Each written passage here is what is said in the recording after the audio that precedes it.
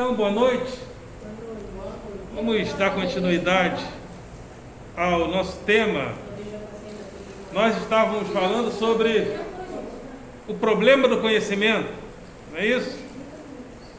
Então, a partir dos séculos, sobretudo do século XVII, mas isso já vinha se desenrolando desde o século XVI, nós criamos um problema novo, o problema do conhecimento. Começamos a falar do conhecimento como um problema. É problema ou problema? Qual é o certo? Começamos a falar do problema do conhecimento. Começamos a entender que conhecer é um problema. E por que a nossa tradição ocidental, judaico-cristã, greco-romana, começou a entender que o conhecimento é um problema? Porque a partir dos séculos XV e XVI, nós começamos a ganhar o mundo, ou seja, a Europa começou a conquistar outros povos. E esses povos com tradições completamente diferentes da tradição judaico-cristã, greco-romana, tradicional.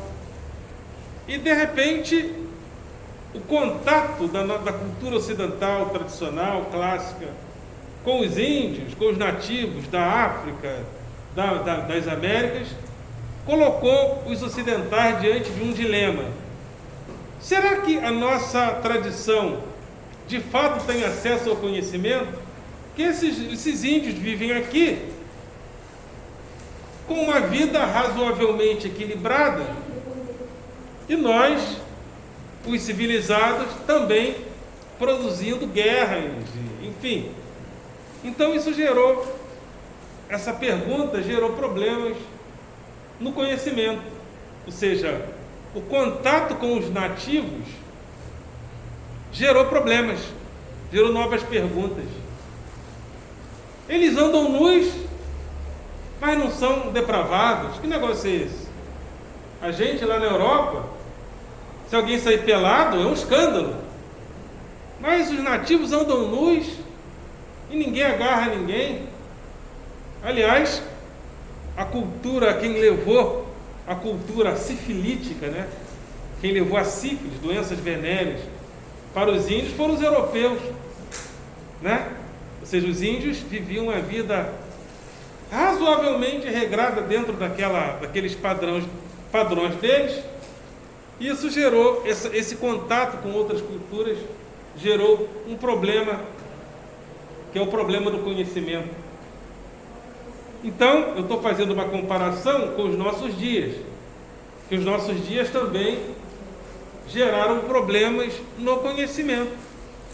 E eu falei na aula passada que é o problema entre o real e o virtual. O que é real? O que é virtual? Hoje em dia é muito difícil.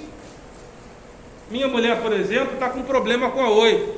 Quem nunca teve problema com a Oi? Atire a primeira pedra. Todo mundo teve problema com a Oi, né? Todo mundo. Qual brasileiro que nunca teve problema com a Oi? Todos tiveram. Aí, minha mulher paga um plano lá para casa e um plano para a casa da mãe dela. Só que lá na casa da mãe dela, ela precisa que vá um técnico da Oi resolver o problema.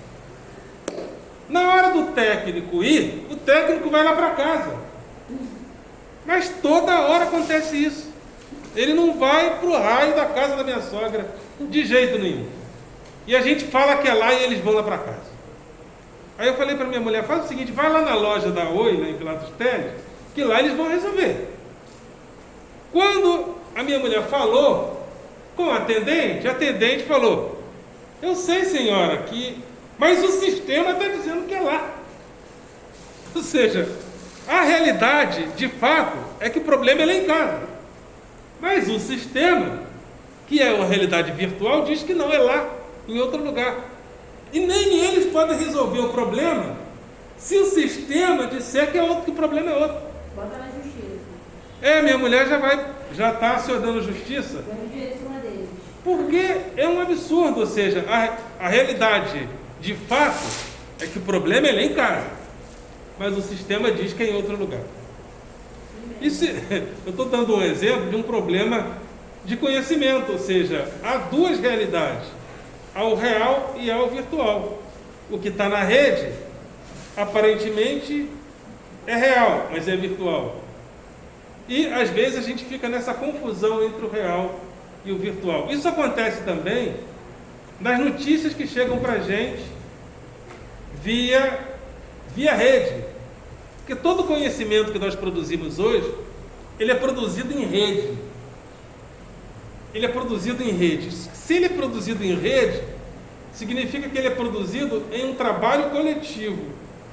Todos nós participamos da construção desse conhecimento. Oi? Fica à vontade. Todos nós participamos da construção desse conhecimento, que é um conhecimento que está na rede. Está na rede, mas às vezes é difícil a gente separar o que de fato é o saber real e o que de fato é o virtual. Então algumas coisas aparecem para nós na rede e a gente às vezes não sabe separar. Eu uso sempre o exemplo: a Terra é plana ou a Terra é redonda? Ou seja, já está espalhado na rede, ou seja, existem discussões novas que são discussões que foram abertas pelo mundo virtual. Até poucos dias atrás... O povo não perde tempo discutindo com bobeira, né? A gente já discutindo se a Terra é plana ou a Terra é redonda. E para eles é uma discussão muito séria. Sim, gente, para. As pessoas estão discutindo isso. Até pouco tempo atrás, o brasileiro fazia festa para tomar vacina. O Brasil era referência mundial em vacinação. Porque o Brasil tem uma infraestrutura que nenhum país do mundo tem para vacinar a população. Nós éramos para estar todos vacinados, pelo que a gente tem. Agora, existiu uma criação virtual de que vacina mata. Vacina mata, que vacina faz mal. Ou seja, uma coisa que não existia antigamente. Existia lá nos Estados Unidos um movimento anti-vacina, mas esse movimento chegou no Brasil, se espalhou na rede, e às vezes você ouve algumas pessoas, eu ouvi um professor falando, um professor de educação física falando, que ele recomenda cloroquina. Poxa, eu nem discuto, o cara estudou educação física e está recomendando cloroquina? Ou seja, a que ponto nós chegamos? Então, a cloroquina, ela cura, segundo os especialistas, ela cura a malária, mas ela não adianta nada em relação à Covid-19. Então, há um conhecimento, há um acesso a um conhecimento que é real e há o acesso a um conhecimento que é virtual. Então, estão com o caderninho de vocês aí? Vamos escrever um pouquinho? É bem pouquinho, porque eu não gosto de cansar ninguém. Vamos escrever só um pouquinho.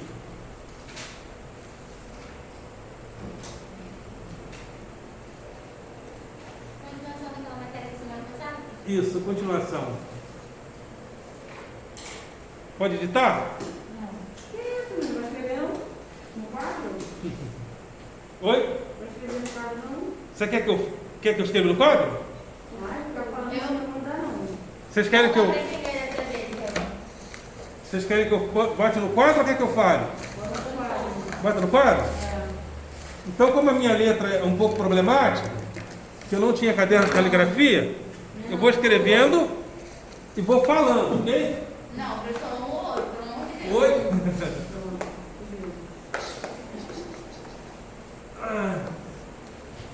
Então tá aqui, ó. Desde Eita. os séculos XV e XVI. Desde os séculos XV e XVI. Nós criamos um novo problema. Um novo problema.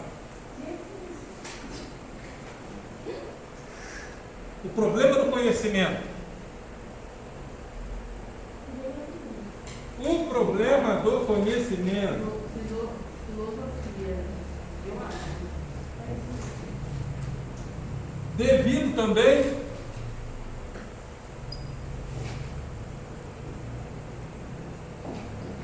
aos novos contatos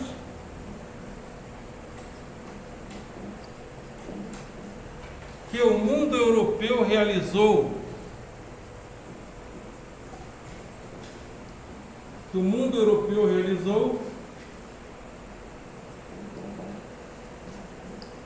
a partir dos contatos, dos novos contatos com povos nativos,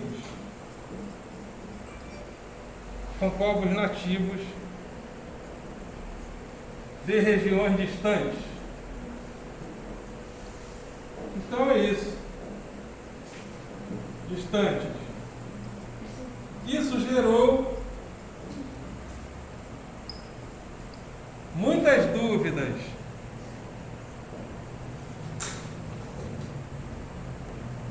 Dúvidas na cultura clássica europeia.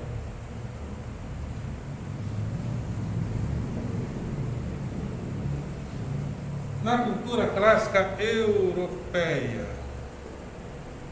É isso aí.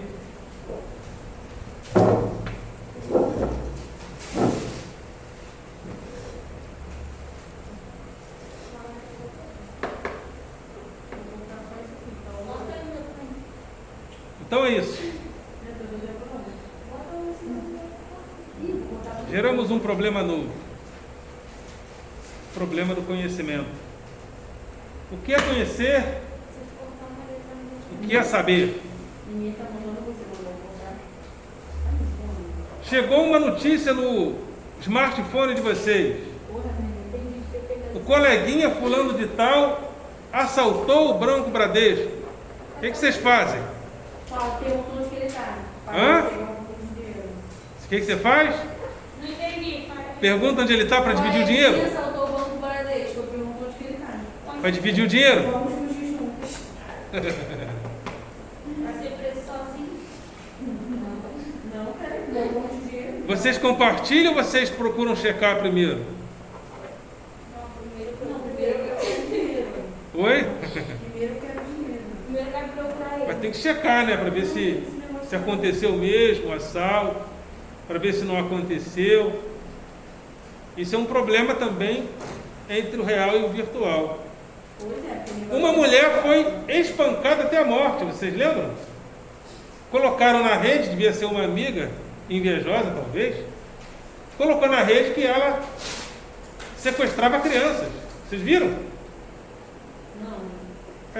Alguém colocou na rede que ela sequestrava crianças. E deram uma surra na mulher, e a mulher morreu. Deixou o marido e 2 ou 3 filhos. Pouco dia minha mulher mostrou uma foto de um motorista de Uber, e a foto estava dizendo, na foto, que esse motorista de Uber estava estuprando mulheres. Eu sei lá se é verdade. De repente alguém coloca a minha foto, que eu estou estuprando mulheres, e aí? E eu nunca fiz isso? E aí, como é que fica? Se alguém espalhar, e outra coisa, depois que espalham que você é estuprador e pedófilo, acabou a tua reputação. Nunca mais você se recupera. Então cuidado, vamos ter cuidado com essa dança entre o real e o virtual.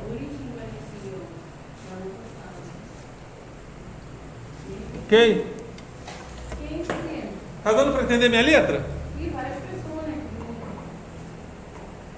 É que eu não tive caderno de caligrafia. Ainda existe isso, caderno de caligrafia? Existe. Existe, né? Botou teu nome? Mas eu A sessão que é? não tive. Por isso que a minha letra é letra de médico. E vou trazer uma receita para fazer comigo. Dependendo da letra, o farmacêutico aceita, né? Uhum. Se for uma letra que ninguém entende, o cara te dá o remédio. Ele, como é que pode? Engraçado que são todos eles, né? Eu não entendi, não. Os caras parecem ter uma caligrafia diferente. Será que lá eles fazem coisa para ser farmacêutico, a ensina e É engraçado que os farmacêuticos entendem, né? Não, isso que eu estou falando, eles entendem, eles que... Eu acho que é de tanto decifrar garranchos que eu acho que os caras acostumam, né? Na faculdade eles estudam. Deve estudar letra de médico. Letra de médico. Isso aqui é letra de enfermeiro. Não chega a ser médico, não. Dá para entender alguma coisa. Algumas. Então é isso. Então, Eu falei, olha, eu vou pra mim, menino. a partir dos séculos Aí, eu não chego, menino. 16 e 17, começam a aparecer os teóricos tratando desse problema, Leandra, me arrependi. que é o problema do conhecimento. Ai, a minha é pequenininha. Não, eu só queria... Pergunta do problema do conhecimento. O nome dessa disciplina é gnosiologia. Gnosiologia é teoria do conhecimento. Alô? E gnosiologia é teoria do conhecimento. A pergunta é: o conhecimento é possível? Ou o conhecimento não é o possível? É a pergunta da gnosiologia, que é atual de uma outra maneira. Agora nós estamos diante do real e do virtual. Antigamente, a filosofia discutia essência e aparência, né? O que é a essência e o que é a aparência? Hoje nós discutimos o que é o real e o que é o virtual, como problema do conhecimento. Então, nos séculos, se eu não me engano, no século XVI, apareceu um teórico chamado Francis Bacon, questionando Aristóteles. Aristóteles escreveu os principais tratados de lógica, e Aristóteles escreveu Órgano, e Francis Bacon escreveu Novum Organum, e ele questionava a maneira como a gente acessava o conhecimento através da filosofia.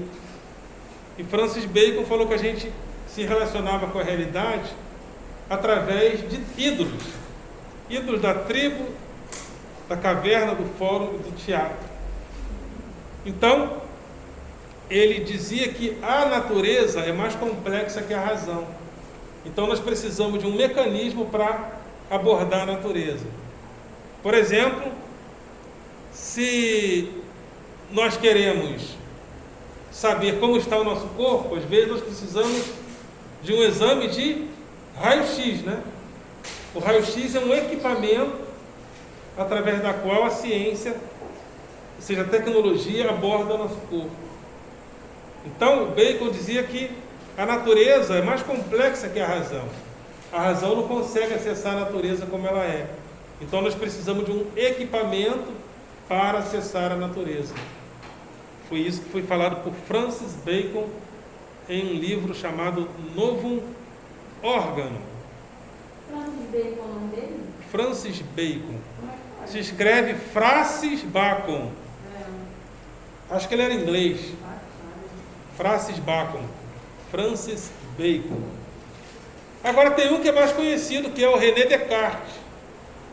Escreve-se René Descartes, mas é René Descartes. René Descartes dizia uma frase que todos vocês já ouviram falar: penso, logo existo. Ouviram falar dessa frase? Não. Nunca ouviu? Penso, logo existe uma frase de René Descartes. Por quê? René Descartes diz o seguinte: se os nossos sentidos nos enganam, não é verdade? Às vezes você ouve alguém te chamando, mas ninguém está te chamando, não é verdade? Não pode olhar para trás não, tá? Não pode não? Não. Por quê? Não pode olhar para trás não. Às vezes você pensa que alguém está te chamando e ninguém está te chamando. Falam que é a morte te chamando. Tem até uma doença que é a esquizofrenia, que a pessoa vê inimigos, conversa com pessoas. Deus me livre. O esquizofrênico conversa com pessoas que ele vê, que ele ouve. Eu tenho um amigo meu em Barra do Piraí, que ele não sai do quarto mais. porque ele acha que estão perseguindo ele. Ficou, ou seja, os nossos sentidos criam uma fantasma. Você vê, o cara vê e ouve pessoas. Tem até um filme de um físico, esqueci o nome, um grande físico, que ele tinha esquizofrenia. Ele teve que fazer um tratamento para entender até que ponto o que ele estava vendo e ouvindo era real ou não era real. Ou seja, os nossos sentidos nos enganam. Você ouve o seu nome, e tem alguém me chamando, e não tem. Você diz, acho que ela está me dando mole, e não está. É você que está vendo coisa. Foi Né? educação, né? Oi? Acha que está dando mole, mas isso é educação. Exatamente, às vezes é só educação. Está me dando mole. Aí você vai tomar um toco. Quem é que nunca tomou um toco? Eu não, eu só dei toco, nunca levei toco de ninguém. Então, você vê que os nossos sentidos nos enganam. Só que René Descartes falou o seguinte: mesmo quando nós estamos enganados, nós estamos pensando. Então, penso logo existe, porque indubitavelmente estamos pensando. Então, o pensamento, segundo Descartes, é a base do conhecimento. Ok? Depois de Descartes, vem David Hume. E David Hume dizia que o conhecimento vem por hábitos dos sentidos. Nós nos habituamos a ver as coisas e criamos conhecimento por hábitos. Por exemplo, amanhã o sol vai se pôr? Vocês acham? Não, né? Ou vai haver uma catástrofe e o sol vai cair lá de cima na cabeça da gente? Pode se pôr, né, menino? Hein? Vai se pôr? Vai, né? Segundo David Hume, é provável, mas não é garantido. Pelos hábitos, a gente diz que sim. Segundo Hume, são os hábitos que nos levam a afirmar que amanhã o sol vai se pôr. Né? Quando você coloca uma água, se você colocar, se você colocar uma água para ferver, ela vai ferver ou não vai? Segundo os hábitos, segundo David Hume, é o hábito que nos leva a crer que sim. Mas para David Hume, tudo é provável. O que nos leva a crer que sim, são os hábitos. David Hume. Ele dizia o seguinte: você teria que ferver a água em todos os lugares do universo para chegar a essa conclusão. Ah, eu me maluco. É filosofia. Por isso que eu gosto de filosofia. Tem uns caras meio doidos. Mas o Immanuel Kant dizia o seguinte: todo conhecimento é construção do sujeito. Nós nunca conhecemos a coisa em si. Nós conhecemos fenômenos que aparecem para a gente. Naquilo que aparece, nós construímos conhecimento. Então, o conhecimento é sempre construção. Por que eu estou falando isso? Porque cada época são gerados problemas novos do conhecimento. E hoje nós estamos diante de um problema. Um problema novo, que está difícil de resolver. Vários brasileiros não tomaram a vacina.